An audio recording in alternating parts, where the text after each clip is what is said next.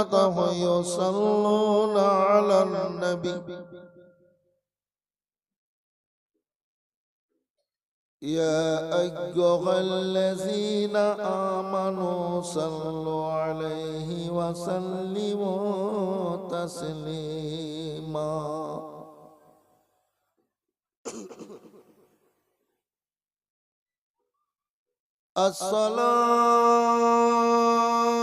আসসালাতু ওয়াসসালামু আলাইকা ইয়া রাসূলাল্লাহ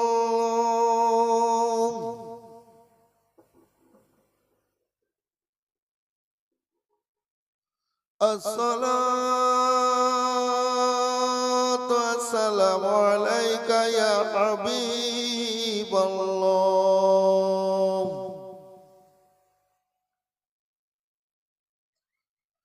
আসসালাতু ওয়াসসালামু আলাইকা ইয়া রাহমাতাল লিল আলামিন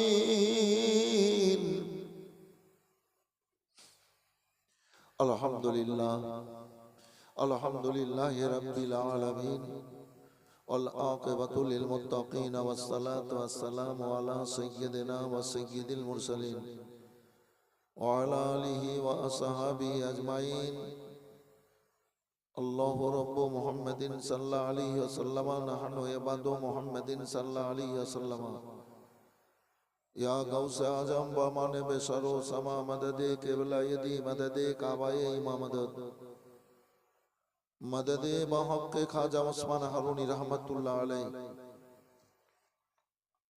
মদদ কুনিয়া খাজা মুঈনুদ্দিন চিশতি রহমাতুল্লাহ আলাইহি আম্মা বাদ বিসমিল্লাহির রহমানির রহিম লাকাদ কানা লাকুম ফি রাসূলিল্লাহি উসওয়াতুন হাসানাহ ইন্নাল্লাহা ওয়া মালাইকাতাহু ইউসাল্লুনা আলান নবী ইয়া আইয়ুহাল্লাযীনা আমানু সাল্লু আলাইহি ওয়া সাল্লিমু তাসলিমা আল্লাহুম্মা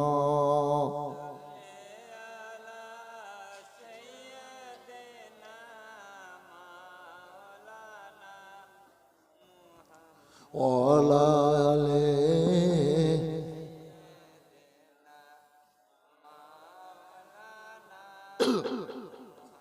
আল্লাহর জিকিরে যে বান্দা বলেন দিল গো ভিজে না আল্লাহর জিকিরে যে বান্দা বলেন দিল গো ভিজে না কালা হাসর ময়দানে দয়াল নবীর সাফায়াত তো পাবে না সমস্ত প্রশংসা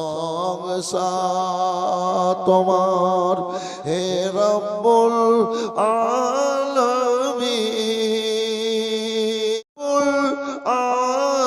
আলামিন পাঠালেন ধরাই রাহমাতুল লিল আলামিন হে গফুরুর রহিম নারে তাকবীর নারে রিসালাত দ্বীন ইসলাম মাসলাক আলা হযরত উলামায়ে দ্বীন তোলবায়ে জাম জলসা মুবারক জলসা কমিটি সামিয়েনে কেরাম আলহামদুলিল্লাহ সমস্ত তারিফ আল্লাহর যিনি এক অদ্বিতীয় অসীম দয়ালু দাতা রব্বুল আলামিন খাতমান দেওয়ার পর আশরাফুল মাখলুকাত বলে ঘোষণা করেছেন আল্লাহর কাছে হাজার হাজার শুকরিয়া যে রব্বুল আলামিনের সৃষ্টির মধ্যে আমরা গাছ লতা পাতা কীট পতঙ্গ এটা সেটা হইনি আশরাফুল মাখলুকাত হয়েছে আল্লাহর প্রশংসা করব উচ্চ আওয়াজে বলবো আলহামদুলিল্লাহ আর একটু উচ্চ আওয়াজে বলেন আলহামদুলিল্লাহ হি রাব্বিল আলামিন বলেন রাব্বিল আলামিন বলেন জি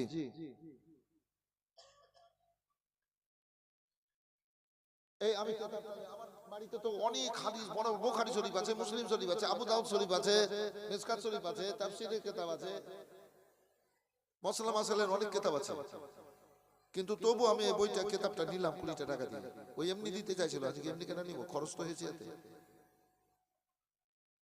কথা বুঝতে পারলেন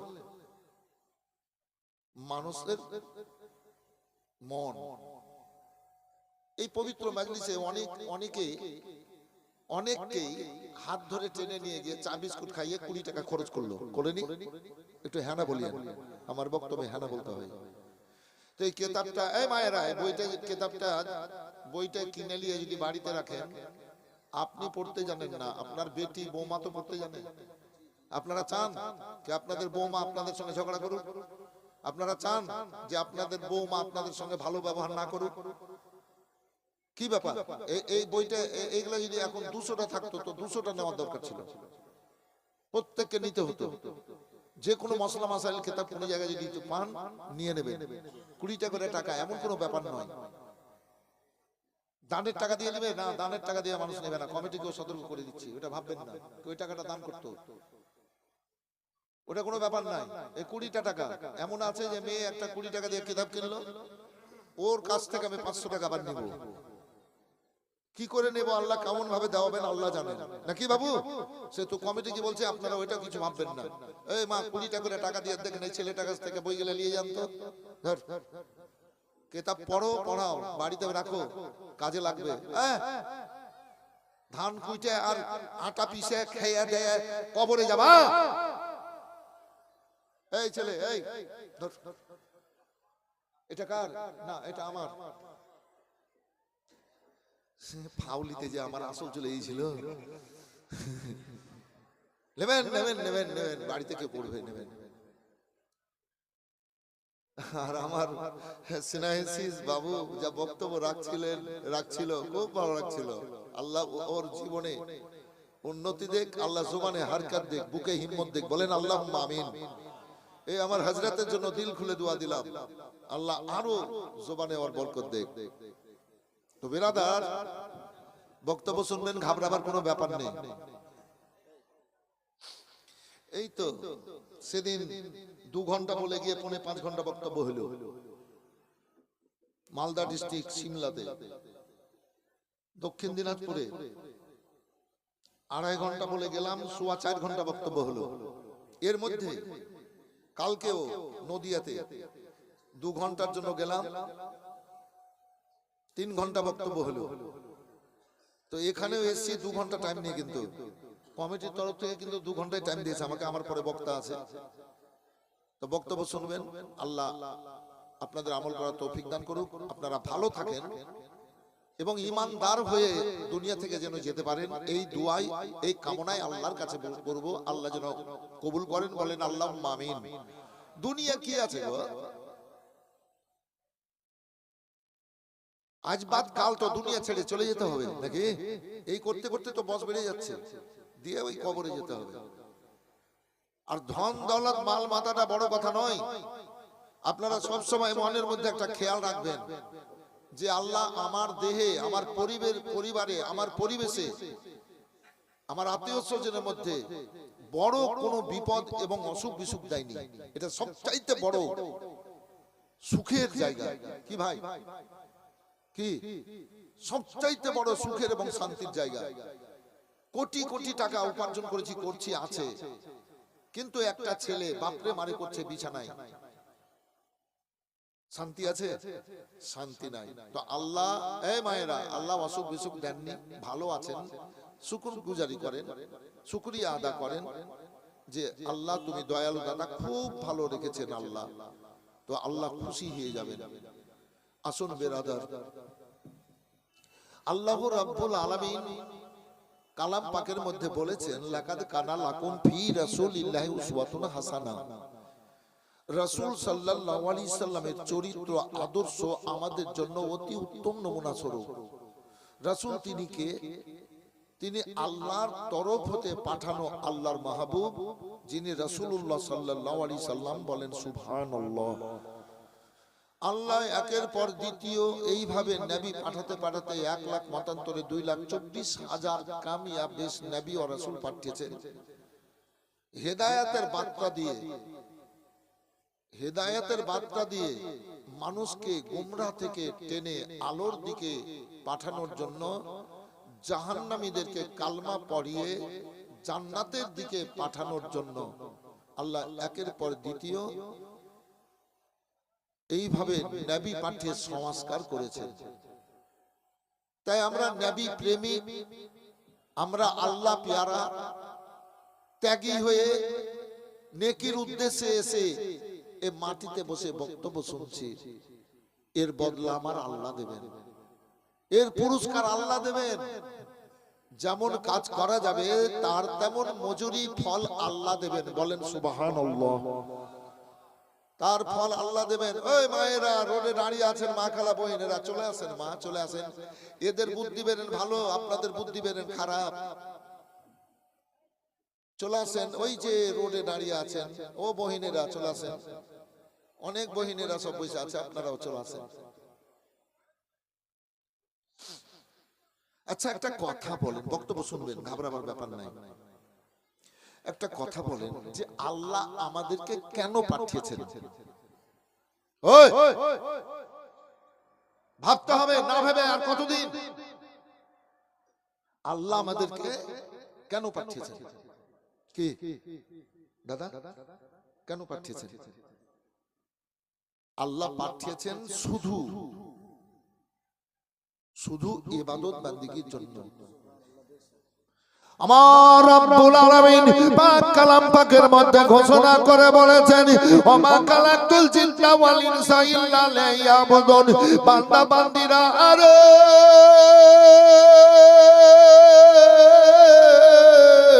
আল্লাহু রাব্বুল আলামিন জিন আর মানুষকে ইবাদত বান্দিগির জন্য পয়দা করেছেন। একবার বলেন সবাই আল্লাহু আকবার। আচ্ছা সুবহানাল্লাহ বলেন, আল্লাহু আকবার বললেন। আল্লাহ খুশি হলেন না নারাজ? আল্লাহ খুশি হলেই তো আমরা শান্তির বার্তা পেয়ে গেলাম। এইভাবে আপনারা সুবহানাল্লাহ আলহামদুলিল্লাহ আল্লাহু আকবার বলবেন। পাই যেন তার জন্য অনেক নিয়ামত দেখার, খাওয়ার, পান করার দান করেছেন। আদম আলাইহিস সালামকে তৈরি করে দুনিয়াতে পাঠানোর আগে 1,25,000 বছর, কত বললাম বুঝে নিতে হবে বক্তব্য, 1,25,000 বছর এ দুনিয়াতে আমাদের মতো এই চলাফেরা করিয়া ইবাদত বান্দিগি করিয়ে নিয়েছেন। তারা নিজেরা মারামারি হানাহানি কাটাকাটি করলো। আল্লাহর উদ্দেশ্য আছে এই জিনকে সরিয়া আমি আদমকে তৈরি করে দুনিয়া পাঠিয়ে প্রথম খলিফা নবী করে পাঠিয়ে আবাদ করে নেব। বলেন সুবহানাল্লাহ। আমার রব্বুল আলামিন বললেন জিবরাইল এ জিনেরাকে পাহাড় দেশে উঁচু জায়গায় চুপচারে গোপন করে দাও, আশরাফুল মাখলুকাত মানুষ যেন দেখতে না পাই। হযরত জিবরাইল সাল্লাম অনেক অনেক ফেরেশতাদেরকে এবার জিনেরাকে তাড়িয়ে দিলেন, মানে দুনিয়া খালি করলেন। এই বিরাদার আল্লাহ রাব্বুল আলামিন আদম আলাইহিস সালামকে তৈরি করে দুনিয়ায় পাঠাবেন। আদম আলাইহিস সালামকে মাটি থেকে তৈরি করবেন। তুমি জিনকে আল্লাহ তৈরি করেছিলেন আগুন থেকে। এবার শোনো ভাই জানাও হুজুর বাবু, আচ্ছা তোমার কাছে এইরকম কোন নালিশ আসেনি কি হুজুর বাচ্চাটা ভয় করছে একটু ছেড়ে দেন? হ্যাঁ দেখেন বলছে প্রত্যেক দিনই। এই বক্তব্য শুনেন জান লোম খাড়া হয়ে যাবে। প্রত্যেক দিন এমন কোন ছেলে বলে না যে হুজুর রাত্রে ঘরে যাচ্ছি তো ভয় ভয় পাই, ধোকা ধোকা লাগে, একটা তাবিজ দিয়ে তো। বড় বড় বড় বড় বড় বড় ছেলে তো বলে। মেয়েরা বলে এই তুমি কাজ করো, তুমি কাজ করো। এই মেয়েরা বলে কি হুজুর খারাপ খারাপ স্বপ্ন দেখি প্রতিদিনই। আমার কাছে আছে, আমি হুজুর কাছে কি দাদা আপনাদেরকে প্র্যাকটিক্যালে দেখাচ্ছি। এই কারণটা কি? জিন আগুন থেকে তৈরি, আল্লাহ ইবাদত বান্দিগি করিয়ে নিয়েছেন, এখনো করছে, এখনো আছে জিন। প্রত্যেকটা বাড়িতে জিন আছে, ভালো আর খারাপ। আমরা বর্তমানে দেখতে পাই, আপনারাও দেখতে পান যে রাত্রে বেলায় মেয়েরা সবকে খাওয়া দাওয়া করানোর পর বাসন কুসন গুলাকে এক জায়গাতে রেখে দিয়ে এবার ঘুমায়। এটা দেখতে পাই। সকালবেলা পরিষ্কার করে নাকি ধোয়া মাজা করে। এটা অন্যায়, কঠিন অন্যায়। এই মা কঠিন অন্যায়। তাহলে কি করতে হবে? আচ্ছা জিনেদের জন্য খাবার কি? জিনেরা কি খায়? কয়লা। ওই যে আগে ট্রেন চলতো, রান্না করতো কয়লা, জিনেদের জন্য খাবার, আর কি গোবর, আর কি হাড্ডি, গিদ্দ গোবর নোংরা জিনিস, জিনেদের জন্য খাবার, জিনেরা এখনো খায়। এই জন্য গোবর হাড্ডির উপরে পেশা পায়খানা করতে হয় না, কঠিন জিনের আসর হয়ে যাবে। জি, খুব সাবধান। তো নোংরা জিনিস খাই। তো এইবার ধরেন যদি না মেজে না ধুয়ে যদি বিছানে ঘুমায়, রাতে ঘুমায়, তাহলে ওই নোংরা থালা বাসন গুলা জিনে এসে চাটবে। একদিন চাটবে, দুদিন চাটবে, 3 দিন চাটবে, চেটে এই ঘরেই বসবাস শুরু করবে। কি দাদা? ঘরেই বসবাস শুরু করবে, এবার থাকে। এই জন্য ওই ছেলেরা রাত্রে চমকে উঠে, কেঁদে উঠে। ঘরে বড় মানুষেরা ঢোকে তো ভয় ভয় মনে হয়, ধোকা ধোকা লাগে, ওই শয়তান জিনের কারণে। ইমানদার জিন থাকলে ভয় দেবে না, ভয় খাওয়াবে না, শয়তান জিনের কারণে। এই মায়েরা আজ থেকে জেনে নেন, ইনশাআল্লাহ, মনে মনে বলে নিন, ইনশাআল্লাহ রাত্রে খাওয়া দাওয়া সবার হয়ে যাবে, আর থালা বাসন গুলা ধুয়ে মুছে ঘুমাবো। ঠিক আছে, হয়ে গেল। স্বামীরা রোজগার করে নিয়ে আসছে, মাথার ঘাম পায়ে ফেলে, কিন্তু সংসারে টাকা পয়সা আসছে কিন্তু টিকছে না, অভাব আসছে কেন? সংসারে অসুখ কেন বেশি বেশি আসছে? কারণটা কি? রাসূলুল্লাহ বলেছেন, যে থালাতে খাবা সেই থালাতে হাত ধুবা না, নিজের থালায়, অন্য থালায় ধোয়। এক জায়গায় দুজন খাচ্ছেন, ওর থালাতে আপনি ধোন না, থালাতে ও ধোন, কারণ ওইটা রাসূলুল্লাহ বলেননি, বলেছেন নিজের থালাতে কেউ হাত ধুইও না, অন্য বাসনে দাও, বাইরে দাও। নিজের থালাতে যদি হাত দাও তাহলে ওই সংসারে অভাব আসবে, অশান্তি আসবে, মানুষের শরীরে চেহারায় টেনশন আসবে। কথা বুঝতে পারলেন? এটাও করবেন না। কিন্তু বর্তমানে দেখা যায় মেয়েরা খাওয়া দাওয়া করে নিলে আর টিউবওয়েলের কাছে থালিতে ধুয়ে এবার থালিতে পানি দিয়ে খারো খারো হয়ে খেয়ে নিলে। কথাটা ঠিক বলছি না ভাই? অনেক অনেক, সবাই না, সবাই না, অনেক।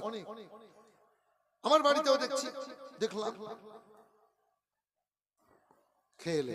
রাসূলুল্লাহ বলেছেন, ভুল করে যদি খাড়ো হয়ে পানি পানি করে লাও, খেয়ে লাও, তো খাওয়ার পরে মনে হয়ে গেল, তো হুলকুমে হাত ভরে দিও, হাত ভরে বমি করে পানিটা বের করে দিও, কেন শরীরে কঠিন অসুখ এসে যাবে, বিমারি এসে যাবে, আর এই বাড়ির টাকা পয়সা ধসবে, কমবে। রাসূলুল্লাহ বলেছেন, পরিধান করা কপালে হাত মুখ মুছিও না, দরিদ্রতা আসবে, সংসারে অভাব আসবে। এই মেয়েরা খাওয়ার পরে ওইখানে হাত ধুয়ে নিয়ে, ওই থালাতে হাত ধুয়ে নিয়ে, আর ওতেই বুঝলেন ওই কাপড়ে হাত মুছে নিয়ে আর আঁচল দিয়ে টেনে, কি মিথ্যা বলছি না সত্য? এই কাজ করে। কথাগুলো ভুল বলছি নাকি? হাদিস পাকের আলোকে কথা বলছি, হাদিস পাকের কথা বলছি।